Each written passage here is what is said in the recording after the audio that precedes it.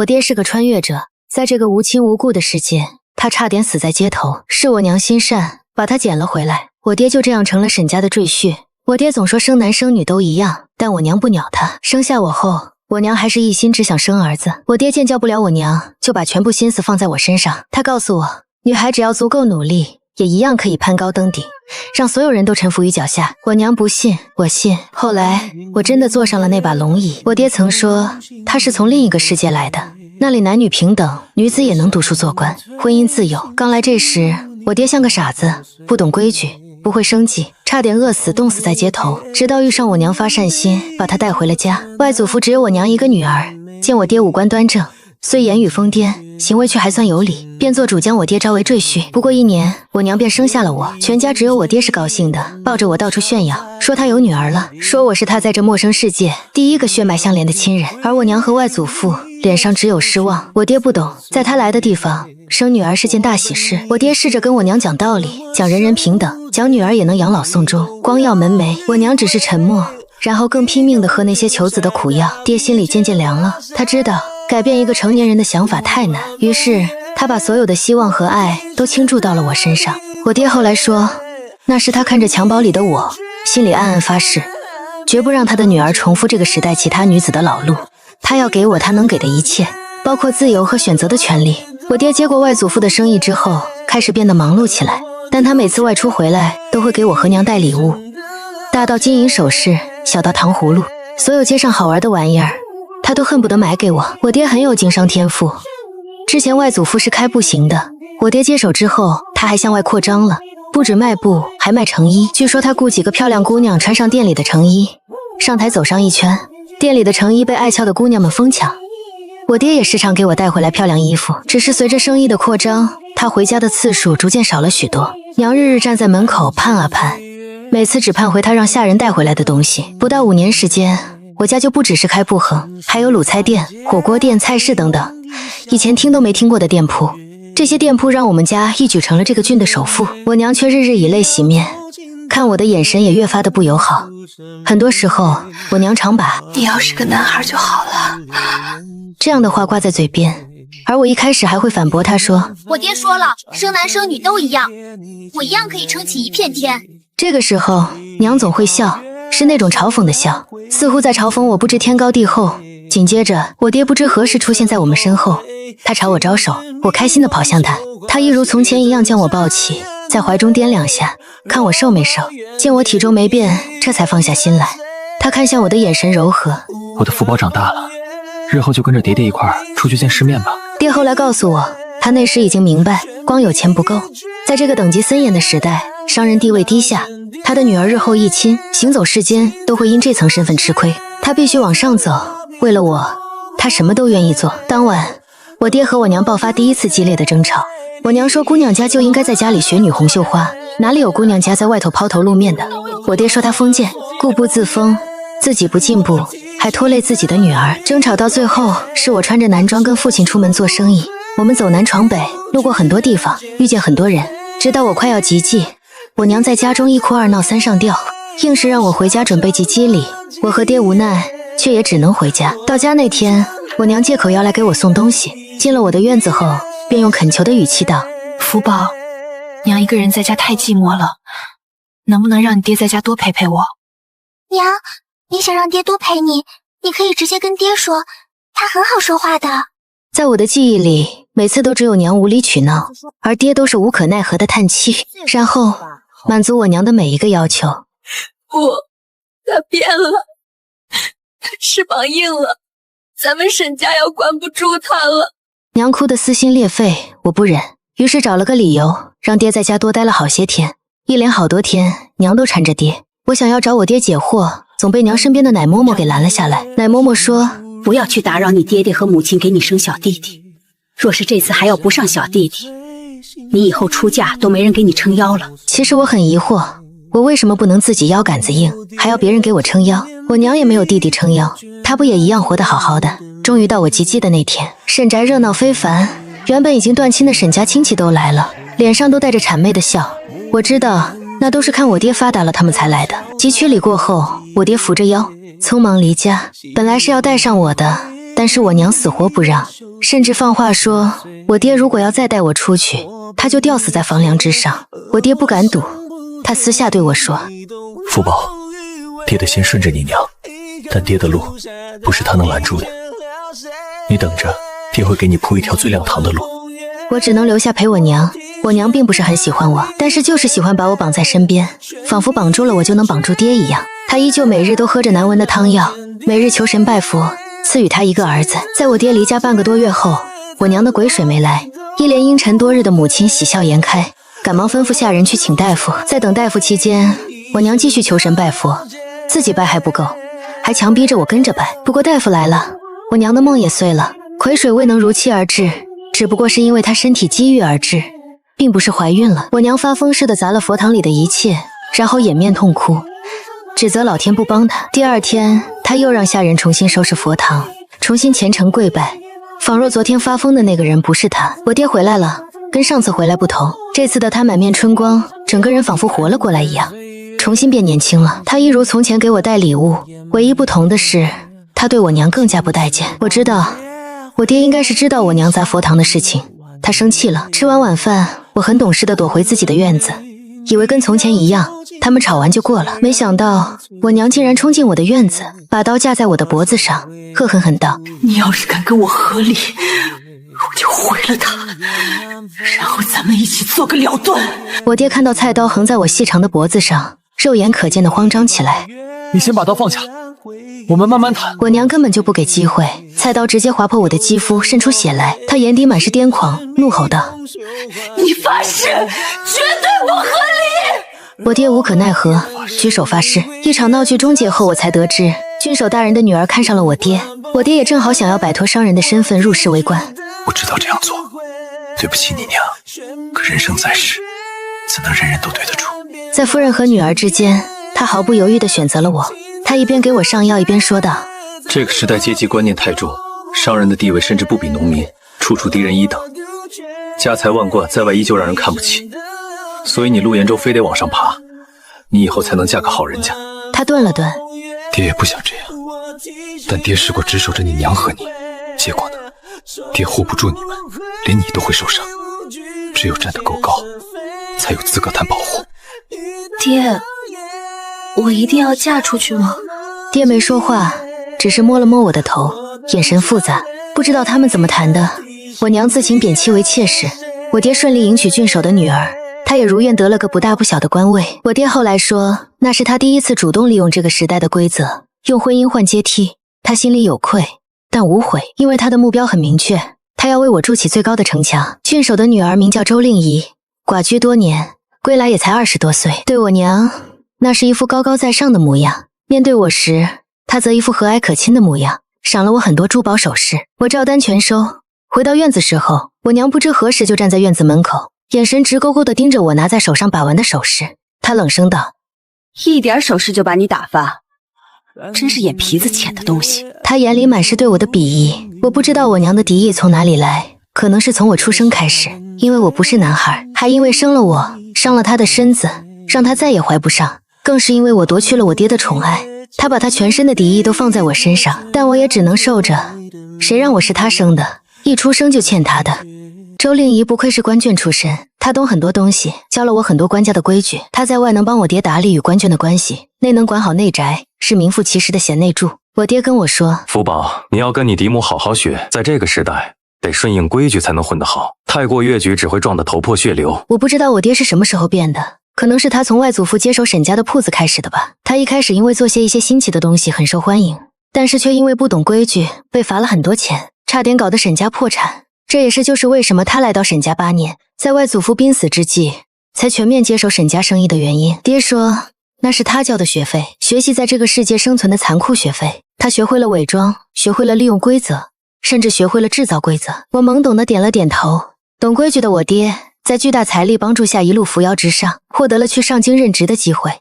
这一年我17岁，正是议亲的好年纪。我娘想要把我留在方州郡，早早就看好了隔壁米行老板的儿子。当他将他的想法报给嫡母时，嫡母的眼神让我尤为深刻，那是满眼的不可置信，那上下打量的眼神仿佛在说，商人之女眼皮子就是浅。嫡母没有应，也没有反驳，但我终归不是他亲生的，他也不好驳了我娘的面子，只回一句等大人回来再商议。我娘似乎能猜到我爹的态度，她把控不了我爹，于是她就找上我。福宝，娘都是为你好。隔壁闵行家大业大，你嫁过去就是当家主母，吃穿不愁，富贵一生。娘求你了，还能留在你外祖父身边。你记不记得你小时候，你外祖父对你多好？我娘说了一堆，甚至打上感情牌，从始至终她都没问过我到底愿不愿意。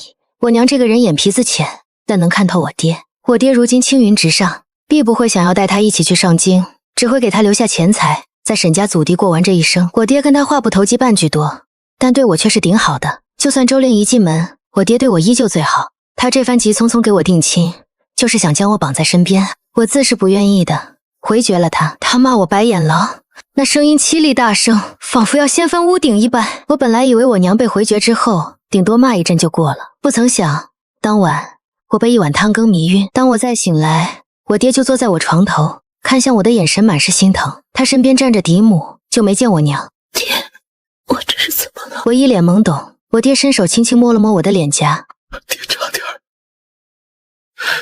差点就永远失去你了。他伸手擦拭了溢出眼眶的眼泪，毅然起身出了房门。随后传来我娘凄惨的求饶声，我想起身去阻止，却被嫡母拦下。从嫡母口中我才得知，我娘给我灌了药，想让我和米行老板的儿子生米煮成熟饭，这样我就跑不掉了。而我爹则是在收到嫡母的信时，就日夜兼程往家赶，及时将我救下。经过下药一事，我娘被我爹遗弃在方州郡，爹说他不能再心软了，一次心软差点毁了我一生。他给了我娘足够一生富足的钱财，但也彻底割断了联系。他的世界里从此只剩下一个需要他全力守护的人，也就是我。我和嫡母被带到了上京，我爹只是上京的一个小官，虽有钱也不敢让人知道。买的宅子也很小，麻雀虽小，五脏俱全。他把所有好的都给我置办，就连嫡母说话时都酸溜溜的。搬来上京，第一件喜事就是嫡母怀孕了，被诊出来时已有3月有余，应该是在方州郡时就怀上了。我爹很开心，当即给取了名字，我叫沈昭宁，他叫陆怀瑜，不管男女都能用这个名字。面对这个变故，我有些害怕，怕嫡母生了个弟弟，我爹就不爱我了。我爹似乎感受到我的害怕，他告诉我，他会是这个世界上最爱我的人，他所做的一切都是为了我。他搂着我的肩，看着我的眼睛说，福宝，爹对你的爱不会因为任何人而改变，这个孩子是意外也是责任，但爹心里最重要的位置永远是你的。7个月后，嫡母真的生下一个弟弟，我爹很高兴。那时候他正好升迁，好多人上门来庆贺，大多都是携家带口的。庆贺是表面，相看是真。想结亲的人家都知道，朱家有个刚满18岁的姑娘。我的容貌不算出众，在美女遍地的上京，我只能算得上小家碧玉，但胜在气质出众。我一出场，有好些人家的贵妇都暗暗摇头。上京流行高价低娶，门第高一些的自然想着娶个貌美但家世尚可的女子回家，好改善一下后代的容貌。没人愿意低娶还娶个普通容貌的女子，他们当然也只是在心里摇头。明面上大家都笑嘻嘻的庆贺，只是闭口不提要结亲的想法。只有一个人对我很是满意，那就是成安侯夫人。她家还有个不成气候的庶子，成安侯已经给她下了死命令，让她务必要物色一位贤惠聪慧的女子给庶子。她正愁着，就听说了朱家的这个女儿，如今朱父所在的位置正好能帮上他儿子，所以他这才急哄哄地把庶子拉来联姻。也就是说，不管朱家女儿如何，这门亲成安侯夫人是结定了。在一众贵妇都打推搪鼓时，只有他一人将庶子陈诚推了出去。陈诚纵然再不愿，也只能上前。打过招呼之后，成安侯夫人将所有人支走，只为给我和陈诚一个单独相处的机会。众人一走，陈诚就露出本来面目，一脸鄙夷地看着我，还警告我道：“你个小官之女，还是个丑八怪，别妄想肖想小爷。小爷就是娶个青楼女子也不娶你。”别人冷脸，我自然也不会有热脸。我转头就走，却在拐角处差点撞上匆匆赶来的我爹。我不知道他听到了多少，我只知道我爹的脸色不是很好看，在看到我的时候又变回和蔼的模样。他安慰我道：“我家的姑娘在我心里一直是最漂亮的，不需要别人喜欢。”我本来也没多在乎，每个人的审美都不一样。那个陈诚看不上我，我还看不上他呢，浑身都散发着劣质脂粉味。一个大男人，身材却比我一个女人还要纤瘦，丑死了。可我爹却记在了心里，他满心的愧疚，觉得是自己的官位太低，才让他的宝贝女儿受到这样的羞辱。他暗下决心，要更加努力，要爬到足够高的位置，让所有人都不敢再轻贱他的女儿。相看暂时告一段落。周令仪自从生了儿子，对我却是越来越敷衍。只要我爹不在家，他什么好东西都收起来，不肯让我多用一分。他估计是觉得我爹有了儿子，就不会再喜欢我这个女儿，才敢如此行事。只可惜我爹和平常人不一样，他得知周令仪的所作所为后，第一时间便夺了周令仪的管家之权，然后带着账本，手把手教我管家。周令仪被夺了权，怎么肯善罢甘休？他学着我娘，拿儿子威胁我爹。他把刀横在陆怀玉脖子上，朝我爹怒吼道：“你要女儿还是要儿子？你今天就给我说清楚！”周令仪就没见过要女儿不要儿子的，在这个时代，儿子才是传宗接代的根本。周令仪眼中满是自信，只要他儿子在手，哪里可能会输？只不过他低估了我爹的爱女之心。见周令仪如此，我爹气得直接将周令仪打包，一纸休书送回方州郡，还写了一整张纸，大骂周令仪他爹叫女无方，竟然把刀横在自己亲儿子的脖子上，威胁孩子的亲爹。周令仪他爹碍于我爹的官位和外头的舆论压力，愣是不敢给周令仪进门。最后，周令仪只能灰溜溜的去了沈家，我娘大发慈悲收留了他，共同抚养陆怀玉，也算圆了他的儿子梦。爹对此很平静。他们一个想要儿子，一个有了儿子却不知珍惜，正好凑一对。我的福宝不需要这样的母亲照顾。我爹在朝堂之上继续发力，一路青云直升，而我年纪越发大了，也曾相看过几户人家，人家倒是因为我爹的官位看上我，可我却未必看上他们。接连聚了几家之后，我的名声逐渐变得不好，我爹却没说什么，还安慰我，让我慢慢挑，找伴侣是一辈子的事情，不能马虎，就算一辈子嫁不出去，他也会养我一辈子。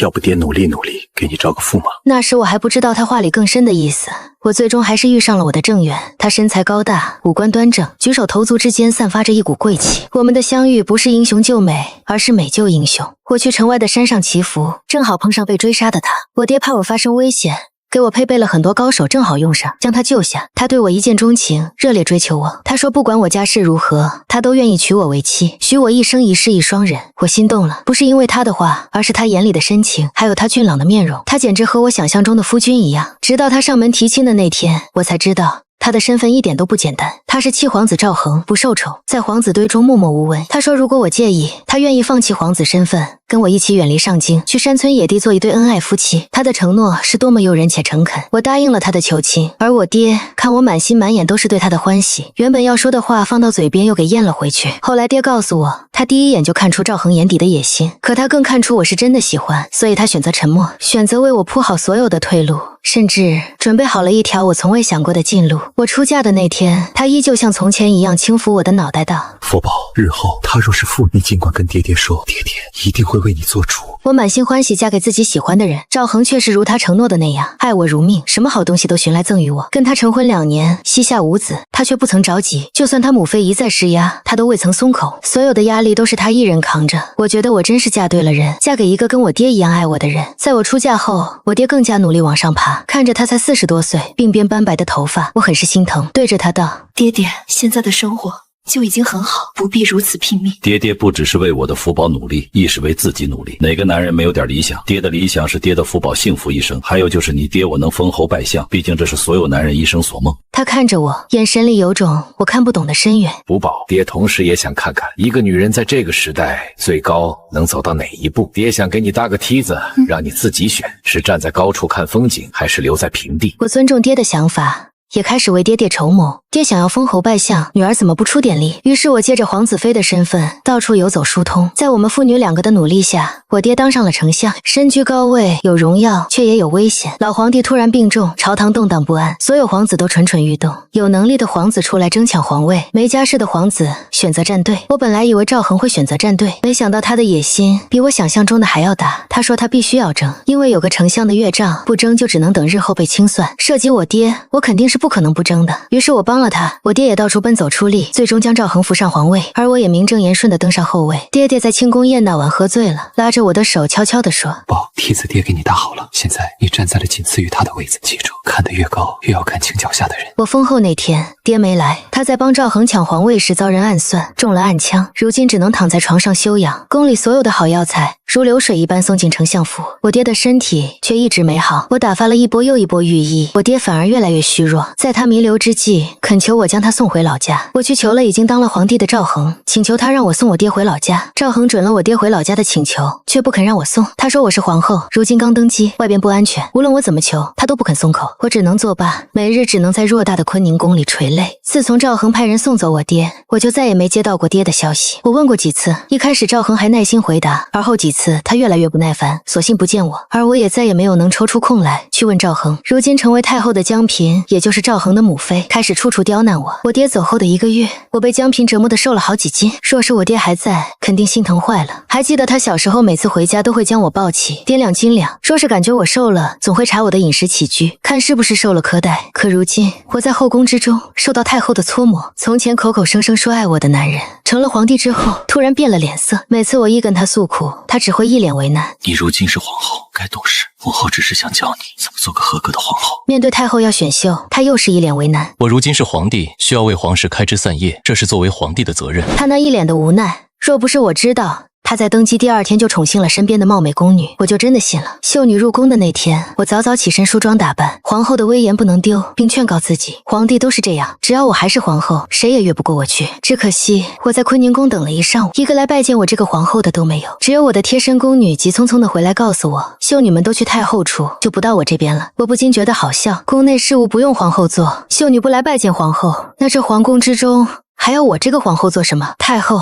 这是要削我的权。我气冲冲往御书房走去，守门的太监将我拦了下来。我正在气头上，哪里还能管这么多，直接冲了进去，正好撞破赵恒与貌美的宫女在御书房里卿卿我我。赵恒见我铁青的脸庞，也不曾有过一丝愧疚，反而是一种无所谓的态度。他朝着来拉扯我的太监挥挥手，这才开口问我，不知皇后强闯御书房是何意？以前爹就跟我说过，世间男儿多薄情，能相信的只有爹爹。当我遇到赵恒时，我还信誓旦旦地跟我爹说，赵恒他不一样。原来所有的欢喜情爱都是演的。这就是你说的政务繁忙，都忙到宫女身上去了。赵恒见我是这种态度，怒道：朕是皇帝，能完整守着你那几年，已经算是给你面子。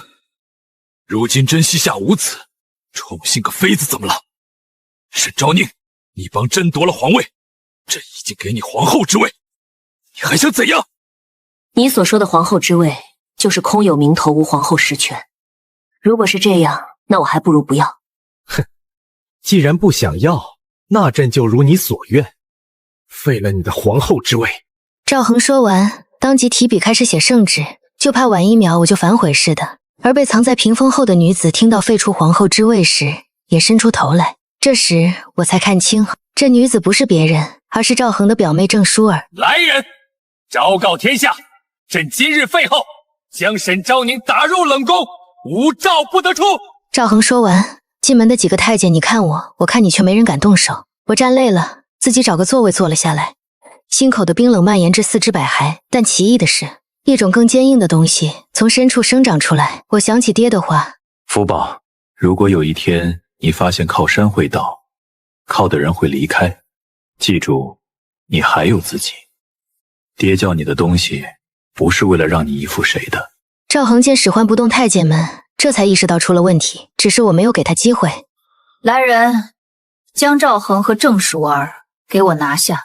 为首的不是别人，正是我爹从前暗中交给我，让我在紧要关头调遣的护卫统领。这些力量，爹早就一点点移交到我手中。他说是嫁妆，如今我才明白，这是资本。赵恒这才一脸慌张地看着我。沈昭宁，你要造反，朕可是皇帝。皇帝又怎样？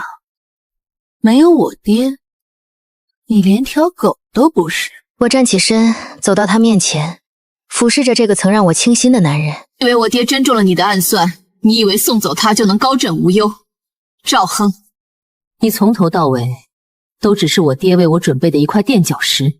我坐在下手，看向赵恒的眼神却格外的冷。这些年嫁给赵恒之后，我收起所有的锋芒，努力成为一个贤内助，以至于让赵恒放下了戒心。可惜他不知道的是，我从小受到的就是与众不同的教育。我爹让我学着自立自强，让我相信妇女也能顶半边天。他不仅教我琴棋书画，更教我权衡利弊、人心算计。不仅带我走南闯北看生意，更让我接触他暗中培植的势力，安插的人手。我是他按照继承者标准培养的女儿，而不是按照贤妻良母标准打造的傀儡。但身处这个时代，我多多少少也会受到这里人的思想的影响。我爹没说什么，只说让我深刻体验一把这个时代的女人的生活。我确确实实体验了，跟赵恒夫妻恩爱，只有彼此的时候，我确实是幸福的。但我爹灌输给我的自立的思想，让我没办法全心全意地爱上一个人。我留了自己的底牌，这也就是为什么在受到背叛的时候，我能够奋起反击。我爹从御书房外进来，精神头还算不错，所谓重伤垂危送回老家，不过是将计就计，引蛇出洞的戏码。他早就防着赵恒的鸟尽弓藏。赵恒见到他，仿若见到鬼一样，不可置信地指着我爹：“你不是死了吗？”“抱歉，没有如你所愿，早早死了。”他走到我身边，拍了拍我的肩，眼神欣慰：“我的福宝做得很好。”其实从我爹答应让我嫁给赵恒时，他就开始谋划。他曾对我说过，这个朝代对女人太过苛刻，我嫁给谁都不会好过。他想为我拼一把，不是拼一个高门姻亲，而是拼一个女人也能坐上去的位置。我在一直以为他说的拼一把，就是给我赚很多很多的钱财，或是成为高官，让我有所倚仗。后来，我爹一路青云直上，拜了相，而我嫁给了皇子。我以为这就是顶峰了，但是在我嫁人那天，我爹喝得烂醉。他告诉我，他想让我坐上更高的位置。我以为是皇后，但我爹笑着说：“皇后哪里是天下第一人，只有那个人才是。”我被我爹的话给惊讶到了，没想到他这么敢想，竟然想让我做女皇。我只是以为他喝醉了胡言乱语，直到皇上病危，我才知道他早早为我做了谋算。当初就算赵恒不想参加皇位之争，我爹也会让他争。我爹早已在朝中布下暗棋，营造出非妻皇子不可的态势，逼得赵恒不得不争，也让他误以为所有的支持都源于他自己的魅力和我们沈家的投资。不过没等我爹出手，赵恒就自己送上门来，我爹也顺势帮他争。赵恒登基后，我爹看出我在犹豫，要不要除掉赵恒自己上位。我确实犹豫过，毕竟多年夫妻，毕竟他曾给过我真心的假象。我爹没有逼我，而是让我顺势而为。一开始我不知道他说的顺势而为是什么意思，直到突然听到我爹被刺杀，生命垂危，我便开始怀疑起赵恒。我动用了爹留给我的暗线去查，果然发现端倪。那些御医，那些送药的工人，甚至赵恒身边最得宠的太监都有问题。所谓的暗枪之伤是假，慢性毒药才是真。赵恒既要我爹的权势稳住朝堂，又忌惮我爹功高震主，更想彻底掌控我，所以选择了最阴毒的方式。在我爹提出要回老家，赵恒不许我跟着的时候，我基本就确定赵恒给我爹做局，而我爹也在给赵恒做局。我爹的临时退出，就是为了让我确定我的选择是否正确，是否值得。他要把最后的决定权交给我，是忍辱负重继续当这个空心皇后，还是取而代之？我爹一走，赵恒就暴露了。恩爱夫妻演了好几年，可能早就厌倦了。我爹示弱，他就迫不及待要将我踢出局，而我爹则利用选秀，皇宫人员进出繁忙，暗自部署，就是为了今天。我爹根本没有离开上京，而是藏匿在暗处，联络旧部，调动我们妇女多年经营的所有力量。朝中那些看似中立或偏向赵恒的大臣，不少早已被我爹用各种方式握住了把柄，或许下了重力。军队里也有我们的人，钱财开路，恩威并施，再加上皇帝失德，遇害功臣，苛待发妻的舆论悄然散布，我们早已胜券在握。赵恒被毒死，用的药是他让人给我爹下毒的同一种，以其人之道还治其人之身，这算是天道好轮回。郑淑儿和江平都被赐白绫，跟着赵恒一块下葬，而我在我爹的扶持下登基为帝，成为一代女皇。登基大典上，爹爹站在百官之前，对我行臣子之礼。我看着他花白的头发和挺直的脊梁，眼眶发热。他用了大半生